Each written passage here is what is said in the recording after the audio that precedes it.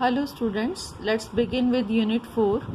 This unit is about the Lie algebra of linear transformations on a finite dimensional vector space, and this is the first lecture. So we are having a field F of characteristic 0. V is a finite dimensional vector space over F and T is a linear operator on V.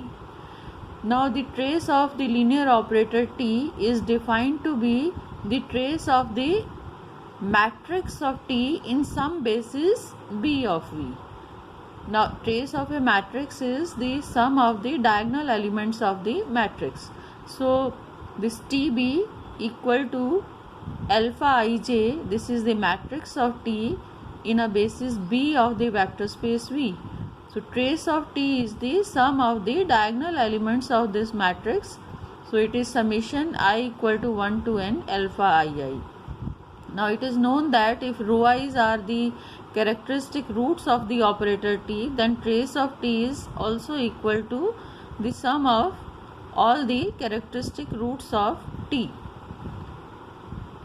And for any non-negative integer k, trace of kth power of T, that means trace of T to the power k is sum of rho I k I equal to 1 to n. Now if T is a nilpotent operator, then all the rho i's will be 0. Characteristic values of a nilpotent operator are all equal to 0. So if T is nilpotent, then rho i's are all 0. So trace of T will be 0 and hence trace of Tk will also be 0 for every k. Now it is also known that if we have trace of Tk equal to 0 for all k equal to 1, 2, 3 and so on, then trace of every power of T is 0, then T is a nilpotent operator.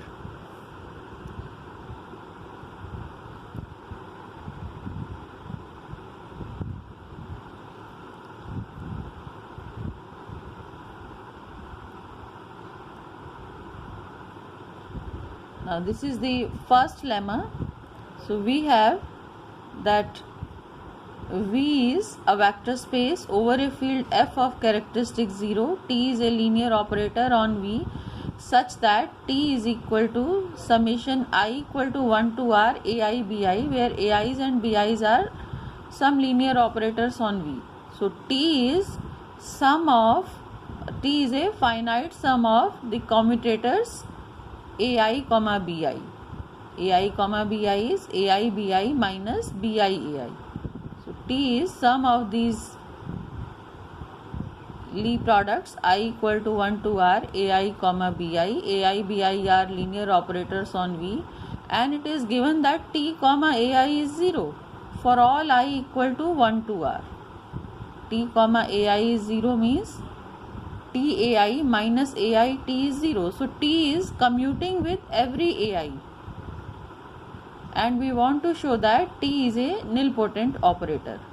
So what we do is, first of all, we show that Tk AI is 0 for every k.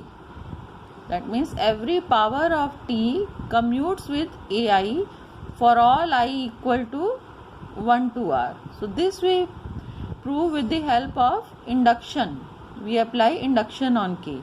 Now the result is obviously true for k equal to 1 because we are given that T comma AI is 0, and we assume that it is true for k minus 1.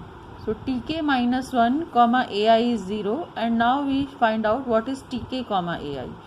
Tk comma AI is Tk AI minus AI Tk, and in this we insert these terms. We add TAI Tk minus 1 and we subtract TAI Tk minus 1. Now TKAI, and then look at this last term.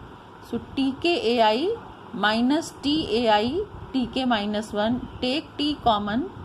So what is left is Tk minus 1 AI minus AI Tk minus 1. So this becomes T into Tk minus 1 comma AI, and then combine this AI Tk with TAI Tk minus 1. So from this and this we can take out Tk minus 1 common, and then what is left? minus AIT plus TAI, which is minus AI comma T. And we are assuming that the result is true for k minus 1. So this is 0. Result is also true for k equal to 1. So T comma AI is 0. So this Tk AI is 0 for all k 1 to 3 so on, and for all I equal to 1 to R. Now we compute Tk. Tk is Tk minus 1 into T. So this is Tk minus 1 into summation I1 to R AI comma Bi.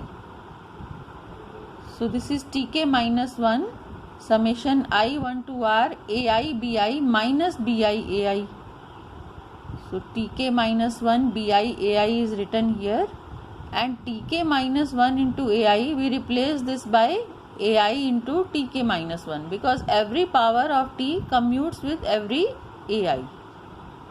So we can write Tk minus 1 into AI as AI into Tk minus 1.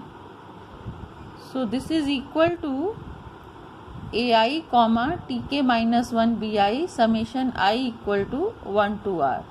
So it is a finite sum of commutators, and the trace of a commutator is always 0, because trace of, suppose we have commutator of x and y, which is equal to xy minus yx. So trace of x comma y will be trace xy minus trace yx, and that is 0. So trace of a commutator is always 0, and hence trace of Tk will be 0 for all k k equal to 1, 2, 3 and so on, and that means T is nilpotent. This R should not be here. This R is it should not be here. So it is for all k equal to 1, 2, 3 so on up to infinity. So trace of Tk is 0 for every k, that means T is nilpotent, and this completes the proof of the lemma. So I lecture 1 here, and this theorem I will explain in my next video.